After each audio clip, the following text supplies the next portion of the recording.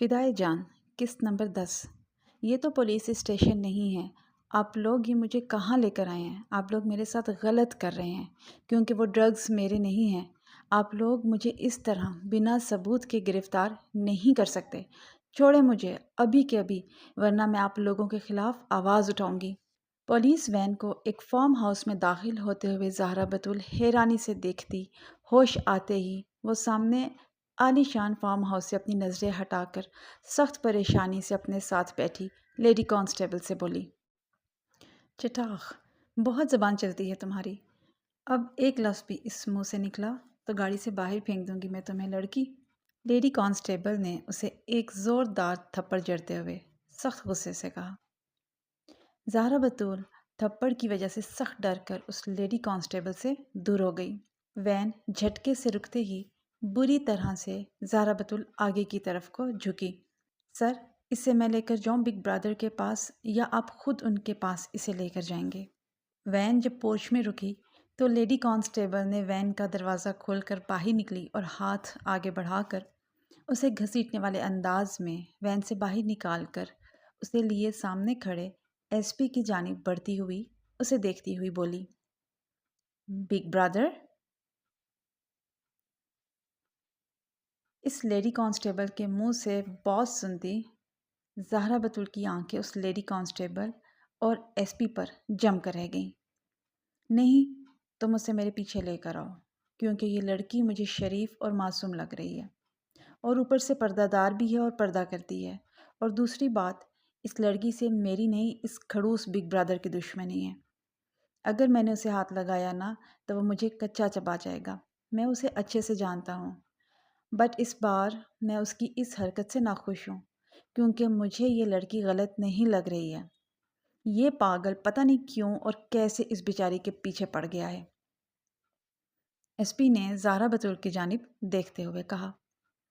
وہ ایک great officer تھا، نظروں سے ہی انسان کو پہچان جاتا تھا اگلا انسان کیسا ہے۔ زہرا بتول کو دیکھ کر اسے وہ کسی بھی اینگل سے مجرم نہیں لگ رہی تھی۔ تو یہ پرنس کیوں اس کے ساتھ یہ سب کر رہا ہے؟ یہ سوال اس کے دماغ میں شدت سے چل رہا تھا۔ لیڈی کانسٹیبل ایس پی کی بات پر اسے تقریباً کھینچتی ہوئے اس شاندار فارم ہاؤس کے اندر داخل ہوئی تو سامنے کے منظر پر زہرا بتول کی آنکھیں پھٹی کی پھٹی رہ گئی، کیونکہ سامنے بہت سارے لڑکے اور لڑکیاں ناچتے ہوئے بے حیائی پھیلا رہے تھے، اور وہ ان بے حیا امیر زادوں کو دیکھتی اپنی آنکھیں میچ گئی۔ یہ کیا؟ یہاں تو پارٹی ہو رہی ہے، لگتا ہے ہم غلط وقت پر آئے ہیں سر۔ لیڈی کانسٹیبل سامنے ناچتے لڑکیوں کو سخت نظروں سے گھورتی ہوئی سامنے کھڑے ایس پی سے بولی، جو خود بھی اس منظر سے خوش نہیں لگ رہا تھا، لیکن وہ جانتا تھا یہ سب پرنس نے اس لڑکی کے لیے کیا ہے، کیونکہ اس طرح کی پارٹیز میں جانا اسے بالکل بھی پسند نہیں تھا۔ ایس پی اس کی رگ رگ سے واقف تھا، یہ سب شاید اسی لڑکی کو سبق سکھانے کے لیے پرنس کر رہا ہے۔ وہ برقعے میں ملبوس اس لڑکی کی جانب مڑا اور اسے افسوس سے دیکھنے لگا۔ تم اسے اندر روم میں چھوڑ کر آؤ، یہاں اس کا رہنا ٹھیک نہیں ہے۔ میں نہیں چاہتا اسے یہاں یہ لوگ اس کے حلیے کی وجہ سے گھیر لیں اور اس کے ساتھ بدتمیزی کریں۔ تم کسی سیف روم میں اسے لے کر جاؤ اور اس کے ساتھ وہیں رہو، اور کسی کو اس کے ساتھ مس بیہیو کرنے مت دینا۔ میں ابھی آتا ہوں پرنس کو ڈھونڈ کر۔ ایس پی نے لیڈی کانسٹیبل کو ایک اور حکم دیتے ہوئے کہا اور اپنے قدم اس پرسنل روم کی جانب بڑھانے لگا، جبکہ زہرا بتول نے چیختے ہوئے اسے رکنے پر مجبور کر دیا۔ نہیں، بالکل بھی نہیں، مجھے ایک منٹ بھی اس بےہودہ جگہ پر نہیں رہنا ہے۔ مجھے واپس یونیورسٹی چھوڑ کر آئیں۔ میں جانتی ہوں آپ لوگ مجھے کس کے کہنے پر یہاں لے کر آئے ہیں۔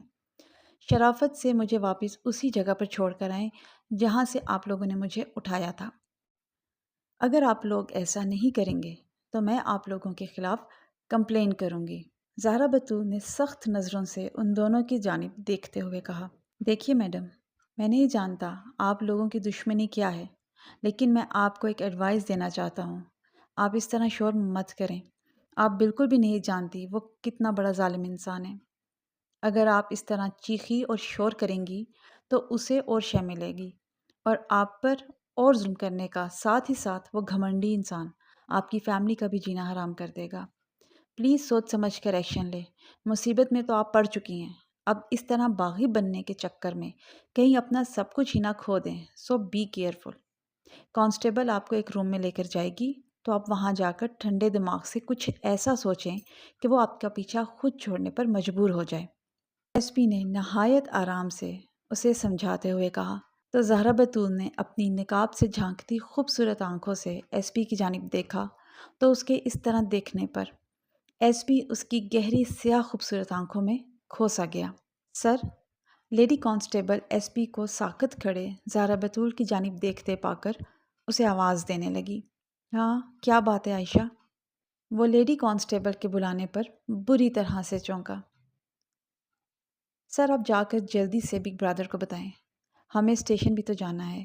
ہم نے یہ اللیگل کام کیا ہے، ہمیں یہاں سے اس منظر سے ہٹنا بھی تو ہے، ورنہ کہیں اگر اس لڑکی کی فیملی کو پتہ چلا تو ہم پھنس جائیں گے، کیونکہ میں جانتی ہوں یہ لڑکی کس کی بہن ہے۔ لیڈی کانسٹیبل اچھے سے جانتی تھی کہ زہرا بتول سلطان عالم شاہ کی بہن ہے۔ پورا ملک سلطان عالم شاہ سے اچھی طرح واقف تھا۔ وہ ایک بگ شاٹ ہے، جبکہ جس کے کہنے پر وہ اس لڑکی کو یہاں لے کر آئے تھے وہ سلطان سے بھی بڑی چیز تھا۔ وہ دونوں طرف کے انسانوں کے ڈر کی وجہ سے اس وقت کانپ رہی تھی۔ تم ڈرو مت، سلطان کچھ نہیں کرے گا۔ تم جانتی ہو نا، بگ برادر اس سے بھی بڑا بیک گراؤنڈ رکھتا ہے۔ سلطان اس کے آگے کچھ بھی نہیں ہے۔ بگ برادر کی وجہ سے پاکستان کا چھوٹا بڑا بزنس چلتا ہے۔ اگر سلطان نے کچھ کیا تو وہ سلطان کو غائب کروانے کی ہمت بھی رکھتا ہے۔ ایس پی نے اطمینان سے لیڈی کانسٹیبل کی جانب دیکھتے ہوئے کہا۔ زہرا بتول ایس پی کی بات پر سخت خوفزدہ ہو کر بری طرح سے لرزنے لگی۔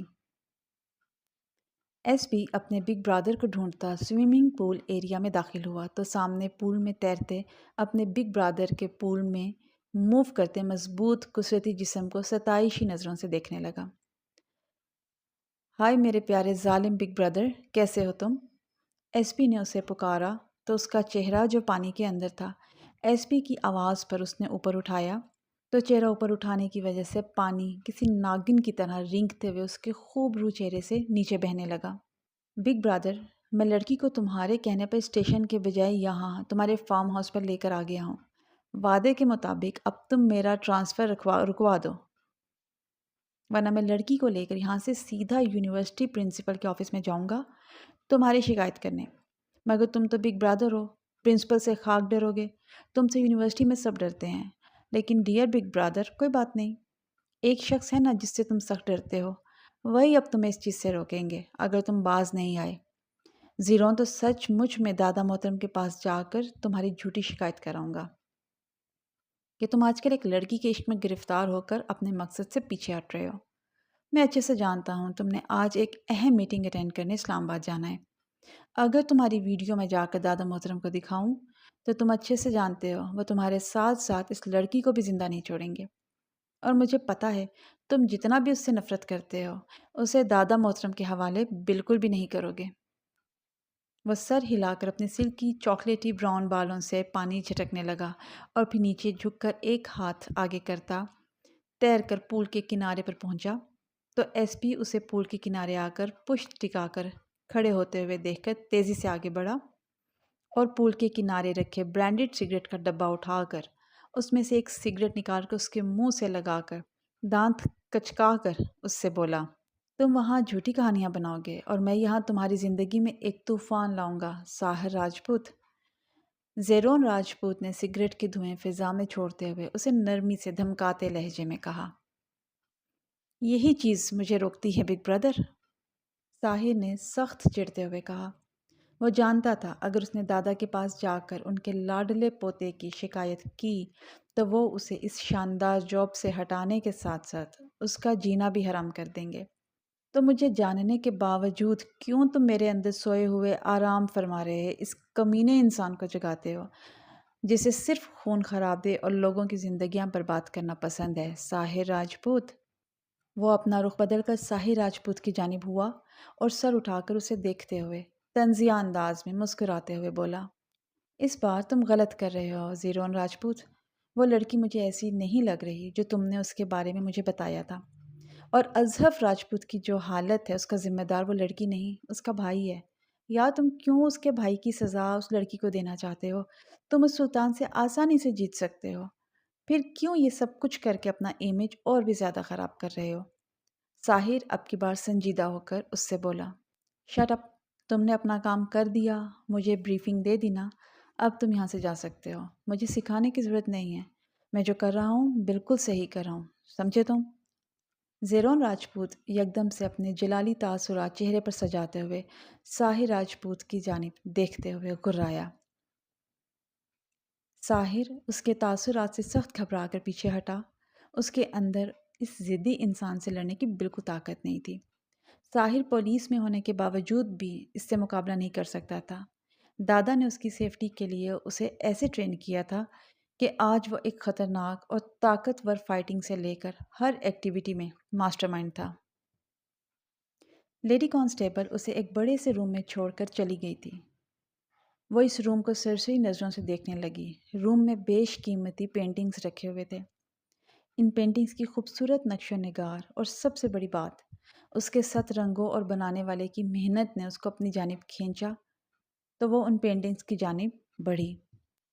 पेंटिंग के सामने खड़ी वो हाथ आगे बढ़ाकर पेंटिंग में नज़र आते खूबसूरत मंजर को छूने वाली थी कि पीछे से भारी गंभीर आवाज़ पर वो सटपटा के पीछे पलटी, तो अपने बेहद करीब ज़ेरोन राजपूत को देखकर वो घबराहट के आलम में पीछे उस पेंटिंग से जाकर टकराई। उसके टकराने की वजह से ये पेंटिंग नीचे गिरती, इससे पहले ज़ेरोन राजपूत ने अपने दोनों हाथ पेंटिंग पर रखे। ज़ारा बतूल जो घबराहट के आलम में पीछे हटी थी, उसके इस अमल पर अपने आसपास उसके क्लॉन और सिगरेट की मिलीजुली खुशबू को फैलते हुए महसूस करने लगी। ज़ारा बतूल उसे अपने मज़ीद करीब देखकर सख्त घबरा कर अपनी नज़रें नीचे कर गई। लेकिन जैसे ही नज़रें नीचे करते ही उसे एहसास हुआ कि वो इस वक्त शर्टलेस था। नज़रें नीचे होने की वजह से उसके सामने उसका मजबूत कुदरती जिस्म था, जिसे देखकर वो अपनी आंखें सख्ती से मीच गई। तुम जैसी लड़की शर्माती भी है, वेरी स्ट्रेंज। उसे आंखें मीचे बुरी तरह से लरसते हुए देखकर ज़ीरोन राजपूत तंज़िया अंदाज में मुस्कुराते हुए बोला, क्या मतलब? वो उसकी बात पर अपनी नज़रें उठाकर उसकी आंखों में आंखें डालकर गुस्से से बोली, मतलब तुम अच्छे से जानती हो नेक परवीन बीबी कि मैं तुमसे क्या कह रहा हूँ। पेंटिंग दीवार से लगाकर वो अपनी जेबों में दोनों हाथ डालते हुए पीछे हटा और उसकी स्याह खूबसूरत आंखों में आंखें डालकर सपाट लहजे में बोला, मैं नहीं जानती तुम्हारे मतलबों को मिस्टर गॉडफादर। क्यों मेरे पीछे हाथ धोकर पड़े हो तुम? क्यों मुझे और मेरी जान नहीं छोड़ते तुम? मैं उस दिन धोखे से तुम्हारे फ्लैट में आई थी, अपने आप को बेचने नहीं आई, सुना तुमने? उस दिन मुझे मेरी दोस्त ने धोखे से मेरे ऊपर कॉफ़ी फेंक कर मुझे अपना बुर्का साफ़ करने के लिए तुम्हारे फ्लैट पर ये कहकर भेजा था कि उसके फ्लैट के सारे वॉशरूम के नल ख़राब हैं। मैं अच्छे से जानती हूँ तुम जैसे अमीर बिगड़े हुए रईसज़ादे को मुझ पर मेरी बात पर यकीन नहीं आएगा। I don't care. लेकिन ये जो तुम मुझे नीचा दिखाने या मेरी इज्जत की धज्जियाँ बिखेरने यहाँ लेकर आए हो, तो सुन लो, मैं ये नहीं होने दूंगी। तुम्हें जान से मार दूंगी अगर तुमने मेरे साथ ऐसा वैसा कुछ किया ना, तो मिस्टर गॉडफादर, सुना तुमने, नहीं छोड़ूंगी मैं तुम्हें, गॉट इट? ज़ाहरा बतूल ने अपनी सुर्ख आंखों से उसे घूरते हुए चबा चबा कर कहा, कितनी झूठी हो तुम नेक बीबी। मैं अच्छे से जानता हूँ तुम नेक परहेजगार इसलिए बनकर यूनिवर्सिटी आती हो ताकि तुम्हारी नेकी और सादगी से मुझ जैसा अमीर रईस लड़का पागल हो जाए।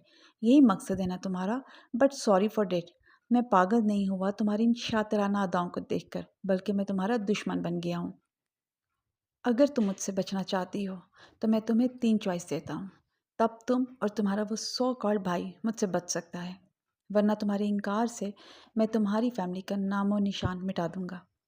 ज़ीरोन राजपूत की नज़रों में इस वक्त उसके लिए सख्त नफरत थी और लहजे में तो जैसे आग बरस रही थी। चॉइस?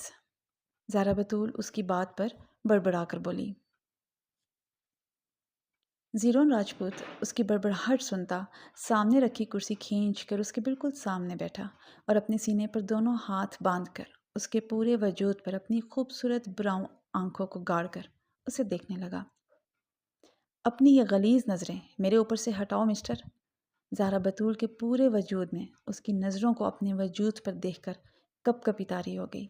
वो सटपटा कर उसे अपने वजूद से नज़रें हटाने को बोली, नेक बीबी, मेरी नज़रें हैं तो मेरी मर्ज़ी, मैं जहाँ चाहे देख लूँ, तुम्हें क्यों मिर्ची लग रही है? चलो खैर, असल बात की जानिब बढ़ते हैं, चॉइस की जानिब। ज़ीरोन राजपूत ने उसे गुस्से से कांपते हुए देखकर सपाट लहजे में कहा, बताओ अपनी डिमांड, मुझे अब 1 मिनट भी यहाँ नहीं रहना। ज़ारा बतूल को उसकी यहाँ मौजूद होने की वजह से सांस लेना दुश्वार हो रहा था। وہ اسے دیکھے بغیر سخت لہجے میں بولی، 3 چوائس ہیں تمہارے پاس مس شاہ۔ پہلی چوائس، اپنے بھائی کو اپنی آنکھوں کے سامنے موت کے منہ میں جاتے ہوئے دیکھنا۔ دوسری چوائس، اپنی اس پراسرار حسین چہرے کے راز سے یہ نقاب ہٹا کر اپنے پورے وجود کو اس بڑے سے برقعے سے آزاد کر کے ننگے سر وہاں جا کر خاموشی سے بیٹھ کر مجھے پینٹنگ بنانے دو گی۔ تب تم بچ سکتی ہو اور تمہارا خاندان بھی میری قہر سے بچ سکتا ہے۔ اگر یہ چوائس پسند نہیں تو لاسٹ بھی بڑی دلچسپ ہے۔ زہرا بتول روم میں خوبصورت پینٹنگز دیکھتی اس کی آرٹ کو دل ہی دل میں سرائے بغیر نہ رہ سکی، لیکن اس کی بات نے اسے ہکا بکا کر دیا۔ تیسری چوائس کیا ہے؟ وہ اس کی جانب دیکھنے سے سخت پرہیز کرتی ہچکچا کر بولی، کیونکہ وہ اس وقت صرف سفید پینٹ میں ملبوس تھا۔ پینٹنگ بنانے کی وجہ سے اس کی چوڑی پشت اس کے سامنے تھی۔ وہ اس کی پشت پر 2 سانپ کے ٹیٹوز بنے دیکھ کر ہڑبڑا کر اپنی نظریں نیچے جھکا کر بولی، یہ ہے تیسری چوائس۔ زیرون راجپوت یکدم سے اس کی جانب مڑتے ہوئے سامنے ٹیبل پر رکھے گلاس کی جانب اشارہ کرتے ہوئے بولا، تو زہرا بتول اس کی لمبائی خوبصورت سفید انگلی کو ٹیبل کی جانب دیکھ کر اسی جانب نگاہ بڑھا کر دیکھنے لگی، لیکن گلاس پر نظریں پڑتے ہی وہ دم بخود رہ گئی۔ یہ کیا ہے؟ زہرا بتول آگے بڑھی اور اس گلاس کو ٹیبل سے اٹھا کر حیرانگی سے سامنے کھڑے شخص سے بولی، ناٹک بند کرو اپنا۔ میں اچھے سے جانتا ہوں تم جیسی لڑکی کو اس مشروب کو اچھے سے پہچانتی ہو۔ تم یہ نیک بیوی بننے کی اداکاری کسی چھچھندر کے سامنے جا کر کرنا۔ ڈیم اٹ، میں اچھے سے پہچانتا ہوں تم جیسی لڑکیوں کو جو رات کے اندھیرے میں اپنے شریف ماں باپ کو دھوکہ دے کر اپنے لیے ایک موٹا شکار پھنسانے کے لیے کسی مہنگے کلب میں جا کر ایسے مشروب پی کر خود کو نشے میں دھت ظاہر کر کے انہیں اپنے جال میں پھنسا کر تم کہتی ہو کہ یہ کیا چیز ہے؟ What a nice joke. زیرون راجپوت زہرا بتول کو حیرانگی سے گلاس کی جانب دیکھتے پا کر اچانک سے زور سے ہنستے ہوئے تالیاں بجا کر آخر میں اپنے چہرے کو سنجیدہ کرتے سخت گر لہجے میں بولا، چٹاخ، شٹ اپ، یہ تم کیا بکواس کر رہے ہو؟ زہرا بتول اس کی گھٹیا بات پر سخت غصے سے آگ بگولا ہو کر آگے بڑھی اور اسے آج ایک اور زوردار تھپڑ مار کر اس کی نفرت کو مزید بھڑکا گئی۔ زیرون راجپوت تھپڑ لگنے کی وجہ سے چہرہ پیچھے کیے کھڑا اپنے غصے کو کنٹرول کر رہا تھا۔ آج پھر اس لڑکی نے اسے تھپڑ مار کر اس کے سر پر جنون سوار کر دیا۔ اسے برباد کرنے کا وہ سوچ بھی نہیں سکتی تھی کہ اس کا یہ دوسرا تھپڑ اسے کتنا مہنگا پڑے گا۔ یوں تمہاری اتنی جرت، نہیں چھوڑوں گا آج میں تمہیں۔ آج تم اس فارم ہاؤس سے زندہ لاش بن کر نکلو گی۔ Damn it. چہرہ آگے کرتا وہ غصیلی نظروں سے اس کی جانب دیکھتے ہوئے غرایا۔ زہرا بتول اس کی غراہٹ پر سخت سہم کر پیچھے ہٹی تو پیچھے رکھے گول نما نرم سیاہ رنگ کے صوفے پر جا گری۔ سلطان عالم شاہ میٹنگ روم میں ایک اہم میٹنگ اٹینڈ کرنے جا رہا تھا کہ راستے میں اپنے سینے میں سخت درد محسوس کر کے وہ رکے اور اپنا ہاتھ سامنے دیوار پر رکھ کر اپنی آنکھیں بند کر کے گہری سانسیں لینے لگے۔ باس، آپ کو کیا ہو رہا ہے؟ آپ ٹھیک تو ہیں نا؟ فرحات جو ان کے پیچھے آ رہا تھا انہیں اس طرح رکتے ہوئے دیکھ کر آگے بڑھا تو انہیں سینے پر ہاتھ رکھے آنکھیں بند کر کے گہری سانس لیتے ہوئے دیکھ کر وہ گھبراتے ہوئے آگے بڑھا اور انہیں تھامتے ہوئے پریشانی سے بولا، Farhat, I am not okay. ایسا لگ رہا ہے جیسے کچھ برا ہونے والا ہے۔ انہوں نے سینے کو مسلتے ہوئے مشکل سے کہا، باس آپ یہاں بیٹھیں، میں آپ کے لیے ابھی پانی لے کر آتا ہوں۔ فرحات انہیں سامنے رکھی کرسی پر بٹھاتے ہوئے بول کر وہاں سے جانے کے لیے مڑا، لیکن ان کے ہاتھ پکڑنے پر وہ رک گیا اور پیچھے مڑ کر ان کی جانب دیکھنے لگا۔ فرحات، پتہ کرو زہرا ٹھیک ہے اور گھر میں بابا سائیں، اماں سائیں، امشال، وہ سب ٹھیک ہیں؟ سب کے بارے میں پتہ کرو۔ میرا دل اس لیے پھٹ رہا ہے کیونکہ میرے اپنوں میں سے کوئی تکلیف میں ہے۔